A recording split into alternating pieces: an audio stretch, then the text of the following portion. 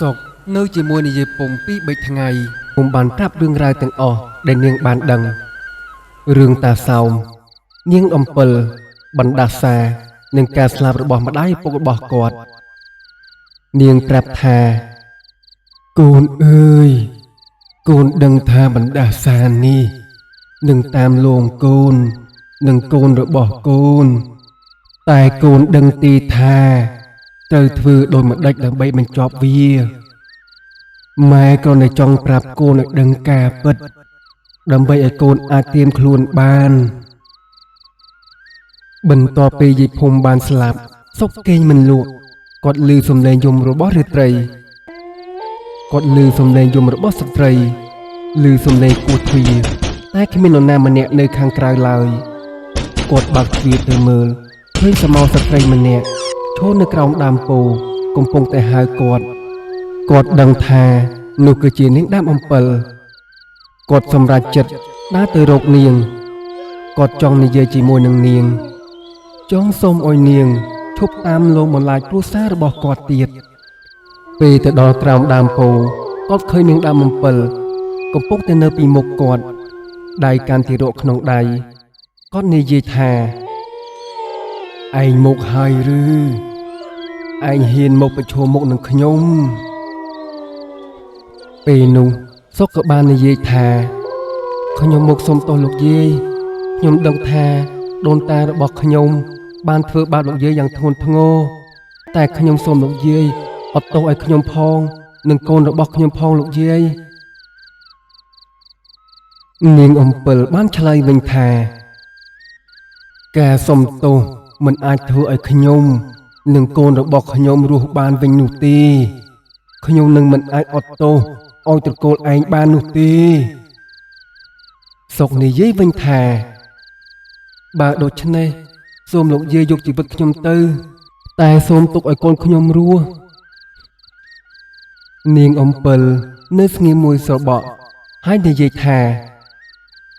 ឯងហ៊ានលះបង់ជីវិតដើម្បីកូនឯងល្អណាស់តែខ្ញុំមិនយកជីវិតឯងនោះទេខ្ញុំនឹងទុកឲ្យឯងរស់ដើម្បីឲ្យឯងបានឃើញកូនរបស់ឯងស្លាប់ដូចឃើញកូនរបស់ខ្ញុំស្លាប់ដែរព្រឹកបន្ទាប់គេប្រទះឃើញសុកដួលស្លាប់នៅក្រោមដើមពោធិ៍គាត់ត្រូវបានគេដឹកទៅមន្ទីរពេទ្យនៅឯស្រុកតែគ្រូពេទ្យរកមូលហេតុមិនឃើញសោះប៉ុន្មានម៉ោងក្រោយមកគាត់ក៏បានស្លាប់នៅក្នុងដៃគាត់គេប្រទះឃើញមានសក់ស្ត្រីមួយសរសៃនៅចន្លោះម្រាមដៃរបស់គាត់ក្រោយមកគេក៏បាននាំសាកសពគាត់ទៅកាន់ភ្នំពេញប្រគល់ឲ្យនាងរស្មីយំយ៉ាងសោកសៅតែមិនដឹងមូលហេតុនៃការស្លាប់របស់ប្តីរបស់នាងនោះទេវីរៈមានអាយុត្រឹមតែ5ឆ្នាំប៉ុណ្ណោះពេលឪពុករបស់គាត់បានស្លាប់ទៅគាត់ធំឡើងជាមួយនឹងម្ដាយរបស់គាត់គឺនាងរស្មី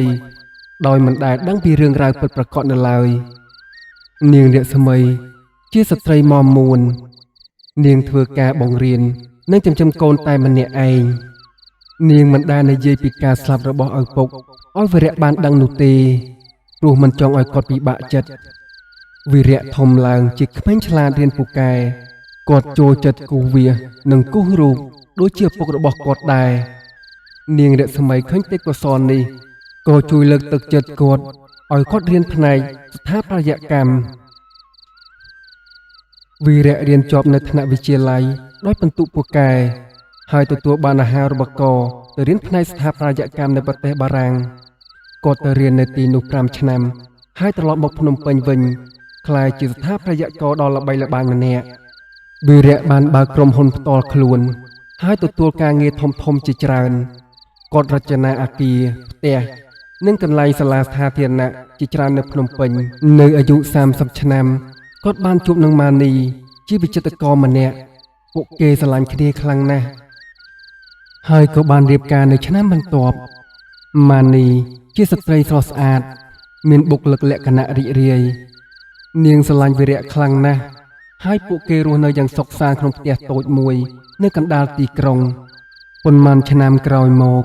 ម៉ានីក៏មានផ្ទៃពោះវីរៈសប្បាយចិត្តខ្លាំងណាស់គាត់បានរចនាបន្ទប់កូនរបស់គាត់ដោយផ្ទាល់ដៃហើយជ្រើសរើសគ្រឿងសង្ហារឹមល្អត្រៀមទទួលកូនរបស់គាត់ ម៉ានីសម្រាប់បានកូនភ្លោះ2នាក់ពួកគេដាក់ឈ្មោះថាស្រីពៅនិងណារីកូនស្រីទាំង2នាក់ធំឡើងជាធម្មតារហូតដល់អាយុ3ឆ្នាំពួកគេចាប់ផ្ដើមចេះនិយាយពេលនោះហើយដែលហេតុការណ៍ចម្លែកចាប់ផ្ដើមកើតឡើងពួកគេតែងតែនិយាយទៅកាន់នរណាម្នាក់ដែលមើលមិនឃើញពេលខ្លះពួកគេសើចគុកគាកជាមួយគ្នាហាក់ដូចជាកំពុងតែលេងជាមួយនឹងមនុស្សដែលមើលមិនឃើញវីរៈគិតថាវាជារឿងធម្មតារបស់ក្មេងៗតែម៉ានីមានអារម្មណ៍មិនធម្មតានោះទេនាងសួរកូនស្រីថាកំពុងតែនិយាយជាមួយនឹងលោកណាស្រីពៅបានឆ្លើយពួកខ្ញុំនិយាយជាមួយនឹងមីងមានផ្ទៃពោះហើយមីងយំរកកូនម៉ានីចាប់ផ្ដើមមានអារម្មណ៍ថាមានអ្វីចម្លែកនៅក្នុងផ្ទះរបស់នាងឃើញស្នាមជើងតូចនៅលើឥដ្ឋឮសំឡេងយំស្ងាត់នៅក្នុងបន្ទប់ក្មេងៗនៅពេលយប់ជ្រៅនាងគិតថាប្រហែលជានាងស្ត្រេសតែថ្ងៃមួយនាងឃើញនឹងផ្ទាល់ភ្នែកពាក់កណ្ដាលយប់នាងភ្ញាក់ឡើងឃើញស្រមោលស្ត្រីម្នាក់កំពុងតែអង្គុយក្បែរកូនស្រីរបស់នាងរំរំពើជាមួយនឹងចង្វាក់អ្វីមួយនាងស្រែកយ៉ាងខ្លាំងវីរៈរត់មកដល់តែមិនឃើញអ្វីសោះប៉ុន្តែកូនស្រីទាំង2នាក់និយាយដូចគ្នាថាមីងមិនចង់ធ្វើបាបពួកយើងនោះទេម៉ែមីងគ្រាន់តែចង់បានកូនរបស់គាត់វិញវីរៈចាប់ដើមស្រាវជ្រាវគាត់បានសួរម្ដាយរបស់គាត់ពីរឿងរ៉ាវអតីតកាលនាងរស្មីបានយំហើយបានប្រាប់គាត់ពីអ្វីដែលនាងបានដឹងការស្លាប់របស់សុកនិងរឿងរ៉ាវដែលសុកធ្លាប់ប្រាប់នាងពីបណ្ដាសាត្រកូលវីរៈមិនជឿរឿងខ្មោចព្រាយនោះទេតែគាត់មិនបដិសេធហេតុការណ៍ដែលបានកើតឡើងនៅផ្ទះរបស់គាត់នោះទេគាត់សម្រេចចិត្តនាំគ្រួសាររបស់គាត់ទៅភូមិកំណើតដើម្បីស្វែងរកការពិតនិងរកវិធីបញ្ចប់បណ្ដាសានេះ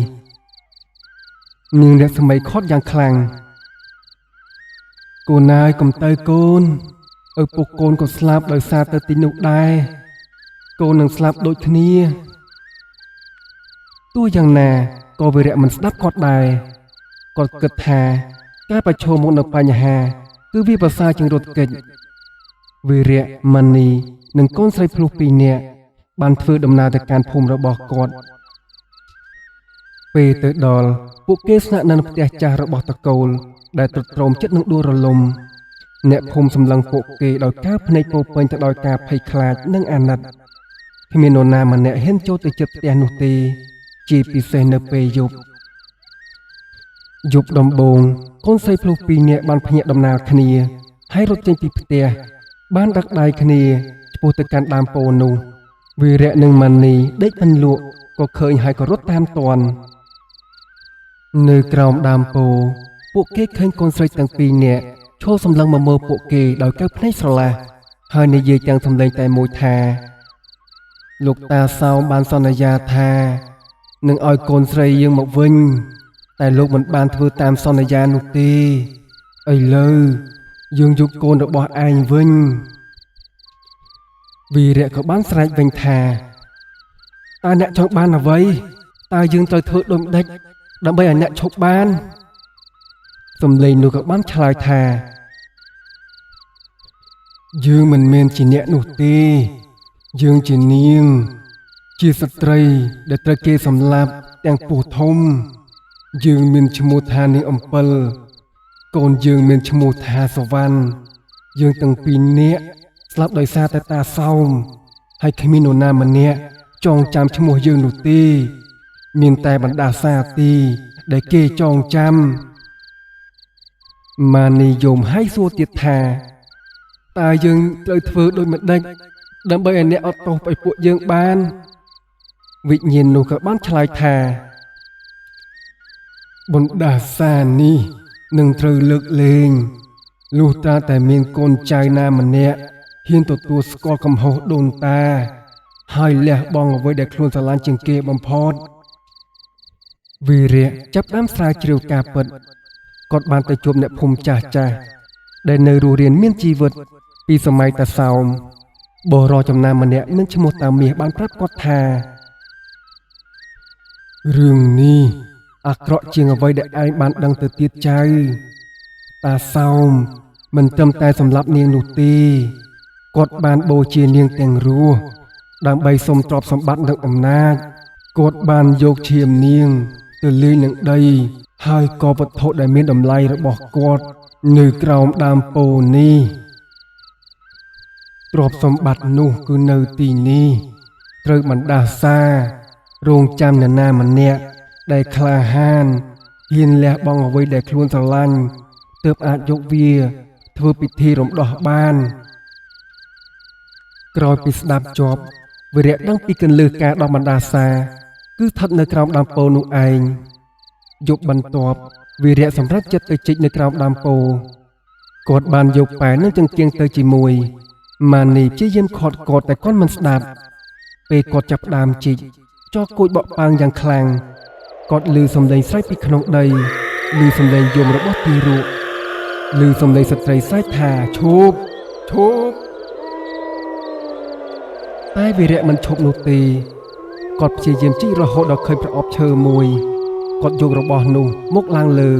ហើយបើកមើលឃើញឆ្អឹងមនុស្សនិងរូបចម្លាក់តូចមួយធ្វើអំពីឈើមានរាងដូចទីរក់រំពេចនោះសំឡេងស្រែកទាំងអស់ក៏បានឈប់ស្ងាត់ឈឹងវីរៈគិតថាគាត់បានដោះបណ្ដាសាហើយគាត់បានយកឆ្អឹងនិងរូបចម្លាក់នោះទៅដាក់ក្នុងវត្តហើយធ្វើពិធីបន់ឧទ្ទិសទៅដល់នាងអំពិលនិងកូនរបស់នាងពួកគេបានត្រឡប់មកភ្នំពេញវិញជីវិតគ្រួសាររបស់ពួកគាត់ហាក់ដូចជាសុខសាន្តកូនស្រីទាំងពីរនាក់របស់គាត់ធំឡើងជាធម្មតាមិនឃើញរឿងចម្លែកអ្វីទៀតនោះទេប៉ុន្តែវីរៈគិតខុសតាមពិតអ្វីដែលគាត់យល់នៅក្រោមដើមពោធិ៍នោះមិនមែនជាកន្លឹះដោះបណ្ដាសានោះទេវាគឺជាសោដែលចាក់បើកទ្វារឲ្យនាងអំពិលចេញមកក្រៅឥឡូវនាងមានអំណាចគ្រប់គ្រាន់ដើម្បីយកជីវិតកូនចៅទៅកូរសោមទាំងអស់ប៉ុន្មានសប្តាហ៍ក្រោយមកម៉ានីស្លាប់ដោយគ្រោះថ្នាក់ដោយចម្លែកនាងបើកឡាននៅផ្សារស្រាប់តែឡាននៅជ្រុលពីផ្លូវហើយទៅបុកដើមឈើប៉ូលីសរកហេតុផលមិនឃើញតែមានសាក្សីខ្លះឃើញថាស្រមោលស្ត្រីម្នាក់អង្គុយក្បែរនាងក្នុងឡានពេលកំពុងបើកបរវីរៈបាក់ទឹកចិត្តជាខ្លាំងគាត់ចាប់ផ្ដើមផឹកស្រាជាប្រចាំធ្លាក់ខ្លួនក្នុងការអស់សង្ឃឹមចំណែកស្រីពៅនិងនារីវិញបានឃើញឪពុកបែបនេះពួកគេព្យាយាមនិយាយលើកទឹកចិត្តគាត់និងព្រមប្រឈមមុខនឹងវិញ្ញាណដែលតាមលងពួកគេចាប់ផ្ដើមឃើញនាងអំពិលញឹកញាប់ជាងមុនថ្ងៃមួយពេលវីរៈស្រវឹងគាត់ស្រាប់តែស្រែកឃើញថាម៉ានីហើយរត់ចេញពីផ្ទះបាត់ទៅប៉ូលីសឃើញសាកសពរបស់គាត់នៅក្បែរស្ពានមួយក្បែរទន្លេមរណភាពរបស់គាត់ត្រូវបានចាត់ទុកថាជាអំពើឃាតកម្មតែស្រីពៅនិងនារីដឹងថាវាមិនមែននោះទេនៅក្នុងដៃឪពុករបស់គេមានសក់ស្ត្រីមួយសរសៃដូចពេលនឹងលោកតារបស់គេបានស្លាប់កាលពី20ឆ្នាំមុនឥឡូវនេះស្រីពៅនិងនារីនៅម្នាក់ឯងកូនស្រីភ្លុះមានអាយុ18ឆ្នាំត្រូវប្រឈមមុខនឹងបណ្ដាសាដែលបានស្លាប់ឪពុកម្ដាយរបស់ពួកគេនិងដូនតារបស់ពួកគេជាច្រើនជំនាន់ស្រីពៅនិងនារីជាកូនភ្លុះដែលជាប់ពាក់ព័ន្ធគ្នាតាំងពីនៅក្នុងផ្ទៃពួកគេមានមុខមាត់ដូចគ្នាតែចរិតខុសគ្នាស្រីពៅជាមនុស្សស្ងប់ស្ងាត់ចេះគិតពិចារណានារីជាមនុស្សរហ័សរហួនក្លាហានមិនខ្លាចអ្វីងាយៗនោះទេបន្ទាប់ពីឪពុកម្ដាយរបស់ពួកគេបានស្លាប់ពួកគេត្រូវសម្រេចចិត្តថានឹងត្រូវធ្វើដូចម្ដេចស្រីពៅចង់រត់ទៅទិញឲ្យឆ្ងាយ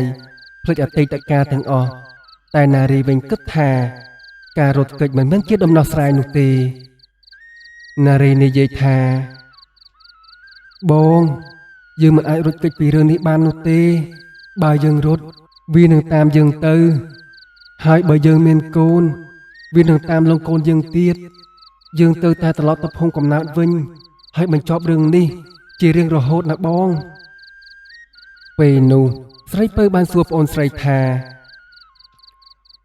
តើយើងត្រូវធ្វើដូចម្ដេចទៅអូនបើសូម្បីតែប៉ាយើងក៏ធ្វើមិនបានដែរនារីក៏បានឆ្លើយថាព្រោះប៉ាយើងមិនបានយល់ច្បាស់ពីបណ្ដាសានោះទេណាបងប៉ាគិតតែពីការរំដោះតែមិនដែលគិតពីការទទួលកំហុសនោះទេបណ្ដាសានេះ មិនមែនទាមទារតែការលះបង់នោះទេណាបងក្រោយពិភាក្សាគ្នាជាប់ពួកគេសម្រេចចិត្តវិលត្រឡប់ទៅភូមិម្ដងទៀតលើកនេះពួកគេមិនមែនជាក្មេងទៀតទេគឺទៅជាមនុស្សពេញវ័យដែលត្រៀមខ្លួនប្រយុទ្ធនឹងជោគវាសនារបស់ពួកគេពេលទៅដល់ភូមិអ្វីៗផ្លាស់ប្ដូរជាច្រើនអ្នកភូមិចាស់ស្លាប់បាត់អស់ទៅហើយផ្ទះចាស់របស់ត្រកូលកាន់តែទ្រុឌទ្រោមជិតរលំដើមពោធិ៍នោះឥឡូវដុះធំជាងមុនមិនមេឃសាខាត្រសាយទៅគ្រប់ទិសហើយស្លឹកវាក្រហមជាឈាមជានិច្ចពួកគេស្នាក់នឹងផ្ទះចាស់នោះយប់ដំបូងពួកគេឮសំឡេងយំសំឡេងគោះទ្វារសំឡេងមនុស្សដើរតែលើកនេះពួកគេលែងភិតភ័យដូចមុនទៀតហើយពួកគេអង្គុយចាំកណ្ដាលអាត្រៀតទ្វារបើកដោយខ្លួនឯងសមោស្រីម្នាក់លេចចេញមកកាន់តែជិតទៅកាន់តែធំឡើងនាងអំពិលលេចចេញមកតែលើកនេះនាងមិនមែនជាស្ត្រីគួរអាណិតទៀតទេនាងជាវិញ្ញាណកំណាចមានរូបរាងគួរឲ្យខ្លាចសក់វែងរហូតដល់ដីភ្នែកក្រហមដូចភ្លើងមាត់ហូរឈាមហើយនៅក្នុងដៃនាងមានទារកខ្មោចមួយកំពុងតែសម្លឹងមើលពួកគេដោយកើភ្នែកស្រឡះនាងបានស្រែកថាពួកឯងពិតជាហ៊ានណាស់ឯងហ៊ានមកប្រឈមមុខនឹងខ្ញុំល្អណាស់ថ្ងៃនេះខ្ញុំនឹងយកព្រលឹងពួកឯងទាំងពីរភ្លាមនោះស្រីពៅក្លាហានហ៊ានសួរថាតើលោកយាយចង់បានអ្វីប្រាប់យើងមកលោកយាយយើងនឹងធ្វើតាមគ្រប់យ៉ាងនាងអំពិលសើចយ៉ាងខ្លាំងលោកយាយខ្ញុំមិនមែនលោកយាយរបស់ឯងទេខ្ញុំជាមនុស្សស្រីអាយុ20ឆ្នាំពេលដែលត្រូវគេសម្លាប់ឯងមើលមុខខ្ញុំដូចជាមនុស្សចាស់ព្រោះតែខ្ញុំស្លាប់យូរហើយតែក្នុងចិត្តខ្ញុំនៅតែក្មេងខ្ញុំនៅមានក្តីសុបិនចាំក្តីស្រឡាញ់ចាំការឈឺចាប់ពេលត្រូវគេចាប់ចងដៃចងជើងហើយយកកំបិតមកវះពោះតើពួកឯងមានដឹងទេនារីយំហើយនិយាយថាយើងសុំទោសលោកយាយពួកយើងដឹងថាការសុំទោសមិនអាចឲ្យលោកយាយរស់មកវិញបាននោះទេតែពួកយើងនៅទីនេះមិនមែនដើម្បីសុំការអត់ទោសដោយងាយនោះទេយើងមកទីនេះដើម្បីសុំដឹងការពិតនិងធ្វើអ្វីដែលពួកយើងអាចធ្វើបានដើម្បីធ្វើឲ្យលោកយាយចិត្តស្ងប់នាងអំពិលនៅស្ងៀមស្រងំនាងមើលក្មេងទាំងពីរដែលកើភ្នែកពោពេញទៅការឈឺចាប់នាងអំពិលចាប់ផ្ដើមនិទានរឿងរបស់នាងប្រាប់ពីកុមារភាពរបស់នាងពីឪពុកដែលស្រឡាញ់នាងពីក្តីស្របិនចង់បានគ្រួសារដ៏សុខសាន្តនាងប្រាប់ពីថ្ងៃដែលនាងជួបបរិសម្នាក់ដែលនាងបានស្រឡាញ់បរិសនោះមិនមែនតាសោមនោះទេតែជាកូនអ្នកភូមិធម្មតាម្នាក់ពួកគេបានរួមរស់ជាមួយគ្នាដោយសេចក្តីស្នេហាហើយនាងក៏មានផ្ទៃពោះប៉ុន្តែបរិសនោះបានតាសោមបញ្ជូនទៅធ្វើការនៅឯឆ្ងាយហើយមិនបានត្រឡប់មកវិញនោះទេនាងដឹងក្រោយមកថាគាត់ត្រូវបានគេសម្លាប់បញ្ជាដោយតាសោមលោកតាសោមចង់បាននាងតែនាងមិនព្រមដូច្នេះហើយគាត់បង្កើតរឿងចោទនាងថាជាព្រាយដើម្បីសម្លាប់នាងនិងសម្លាប់កូនដែលនៅក្នុងពោះរបស់នាងបាននិយាយបន្តទៀតថាខ្ញុំមិនមែនជាព្រាយទេខ្ញុំគ្រាន់តែជាស្ត្រីម្នាក់ដែលរស់នៅដោយសុខសាន្តចង់បានកូនចង់បានគ្រួសារតែតាសោមបានយកអ្វីទាំងអស់ពីខ្ញុំទៅអស់ហើយស្រីពៅនិងនារីស្ដាប់រឿងរ៉ាវរបស់នាងអំពិលដោយទឹកភ្នែកពួកគេយល់ពីការឈឺចាប់របស់នាងយល់ពីមូលហេតុដែលនាងដាក់បណ្ដាសាស្រីពៅបាននិយាយថាយើងខ្ញុំយល់ហើយលោកយាយពួកខ្ញុំមិនអាចផ្លាស់ប្ដូរអតីតកាលបាននោះទេលោកយាយតែយើងនឹងអាចផ្លាស់ប្ដូរអនាគតបានយើងខ្ញុំសុខចិត្តលះបង់អ្វីទាំងអស់ដែលយើងស្រឡាញ់ជាងគេដើម្បីឲ្យលោកយាយបានស្ងប់ចិត្តនាងអំពិលសួរថាចុះអ្វីដែលឯងស្រឡាញ់ជាងគេនោះស្រីពៅនិងនារីសម្លឹងមុខគ្នាពួកគេដឹងថា អ្វីដែលពួកគេស្រឡាញ់ជាងគេនោះគឺមានតែលះបង់នរណាម្នាក់ក្នុងចំណោមពួកគេទាំងពីរនាក់នាងអំពើនិយាយថាបើដូច្នេះឯងត្រូវលះបង់គ្នាឯងម្នាក់ត្រូវស្លាប់ដើម្បីម្នាក់ទៀតរស់នោះហើយជាតម្លៃនៃការដោះដូរស្រីពៅនិងនារីនៅស្ងៀមស្រងំពួកគេមិនអាចជ្រើសរើសបានពួកគេមិនចង់ឲ្យនរណាម្នាក់ស្លាប់នោះទេនារីបាននិយាយថាបើដូច្នេះខ្ញុំសុខចិត្តស្លាប់ស្រីពៅឯងនៅរស់ទៅស្រីពៅបានស្រែកថាមិនបានទេយើងកើតនៅជាមួយគ្នាយើងនឹងស្លាប់ជាមួយគ្នាគ្មាននរណាម្នាក់អាចលះបង់គ្នាបាននោះទេនាងអំពិលមើលមុខគេដោយកែភ្នែកពោពេញទៅដោយការច្រណែននិងការឈឺចាប់ពួកឯងពិតជាមានសំណាងណាស់ដែលមានបងប្អូនចេះស្រឡាញ់គ្នាខ្ញុំគ្មាននរណាម្នាក់សោះខ្ញុំរស់នៅតែឯងទាំងរស់និងទាំងស្លាប់កូនខ្ញុំក៏ត្រូវស្លាប់ដែរមុននឹងបានឃើញពិភពលោកនាងបែរទៅរកទីរក់ក្នុងដៃហើយក៏បានយំរំពេចនោះស្រីពៅនឹកឃើញដល់អ្វីមួយនាងនិយាយថាចុះបើមិនលះបង់គ្នាឯងនោះទេតើត្រូវឲ្យពួកខ្ញុំលះបង់អ្វីបានទៅលោកយាយនាងអំពើសួរថាអ្វីស្រីពៅបានឆ្លើយថាយើងលះបង់ឈ្មោះត្រកូលរបស់យើងសុខចិត្តលែងជាកូនចៅលោកតាសោមទៀតហើយយើងសុខចិត្តផ្លាស់ប្ដូរត្រកូលយកត្រកូលរបស់លោកយាយវិញយើងនឹងធ្វើពិធីទទួលស្គាល់លោកយាយជាដូនតានិងថែរក្សាដួងវិញ្ញាណក្ខន្ធរបស់យាយជារៀងរហូតក្រោយពីស្ដាប់ចប់នាងអំពើស្ងាត់ស្រងំនាងមិនដែលធ្លាប់គិតរឿងពីមុននោះទេបណ្ដាសារបស់នាងទាមការលះបង់តែមិនបានបញ្ជាក់ថាត្រូវលះបង់អ្វីនោះឡើយនាងចង់ឲ្យកូនចៅរបស់លោកតាសោមទទួលកំហុសនិងចងចាំនាងជានិច្ចការលះបង់ឈ្មោះត្រកូលគឺជាការទទួលស្គាល់ថាត្រកូលតាសោមជាអ្នកខុសហើយពួកគេសុខចិត្តខ្លាចជាកូនចៅរបស់នាងវិញនាងអំពិលគិតមួយច្របក់រួចក៏និយាយថាឯងពិតជាមានប្រាជ្ញមែនខ្ញុំមិនដែលគិតពីរឿងនេះនោះទេការដែលឯងសុខចិត្តលះបង់ត្រកូលដើម្បីយកឈ្មោះខ្ញុំគឺជាការលះបង់ដ៏ធំធេងណាស់វាបង្ហាញថាឯងទទួលស្គាល់កំហុសដូនតាឯងហើយចង់ធ្វើអ្វីដែលត្រឹមត្រូវនាងបន្តទៀតថាខ្ញុំយល់ព្រមខ្ញុំនឹងលើកលែងបណ្ដាសានេះបើឯងធ្វើតាមអ្វីដែលឯងសន្យាក្រោយឮបែបនេះស្រីពៅនិងនារីអោបគ្នាដោយអំណរនាងអំពិលបានប្រាប់ពួកគេពីរបៀបធ្វើពិធី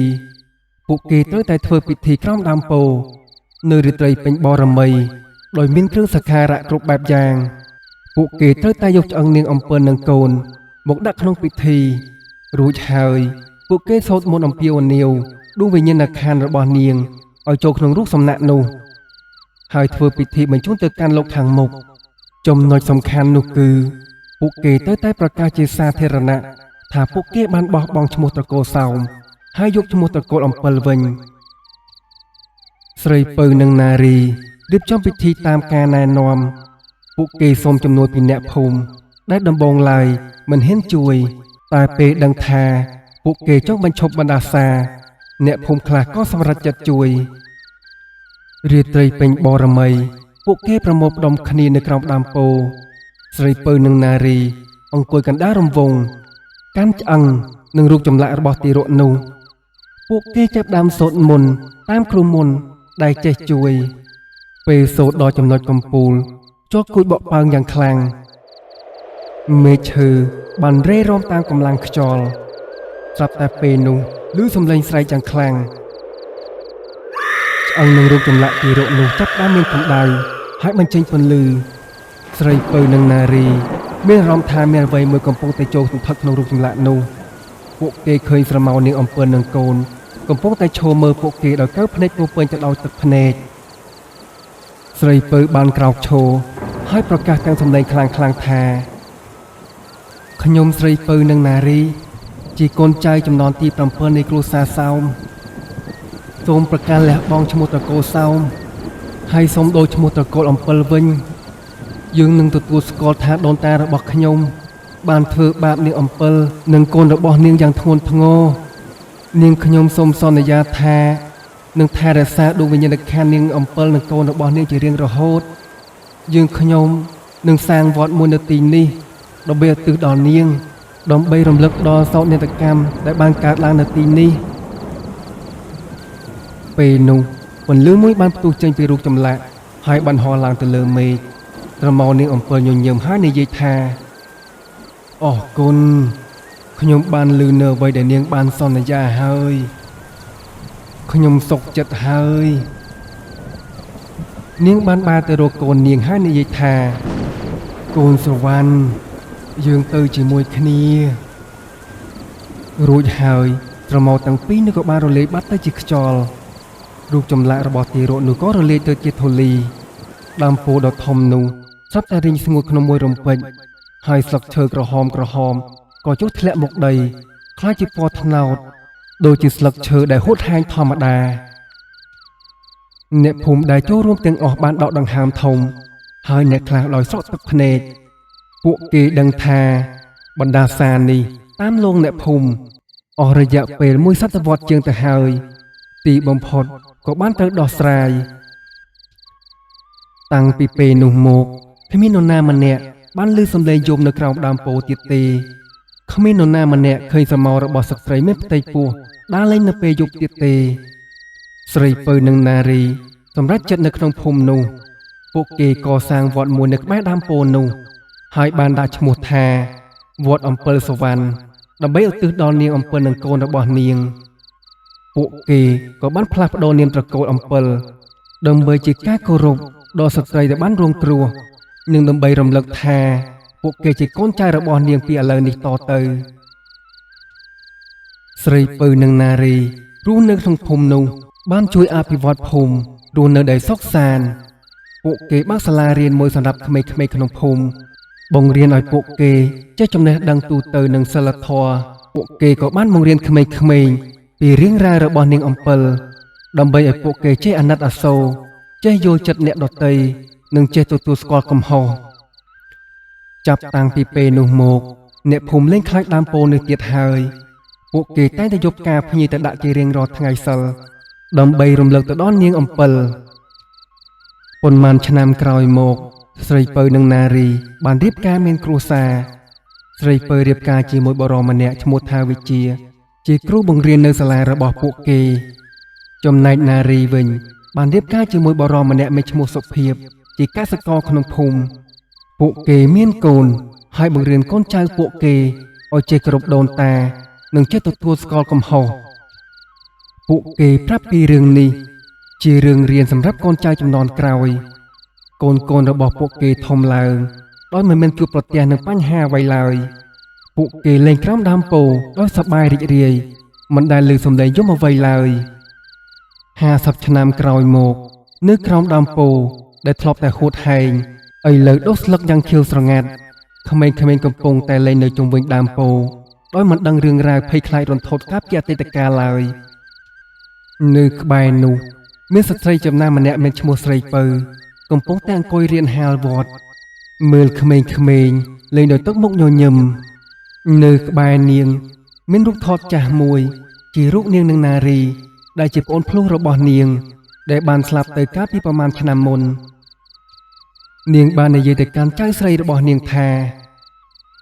ចៅដឹងទេកាលពីយើងនៅក្មេងមានរឿងមួយដែលគេហៅថាបណ្ដាសាតជំនាន់វាបានសម្លាប់មនុស្សជាច្រើន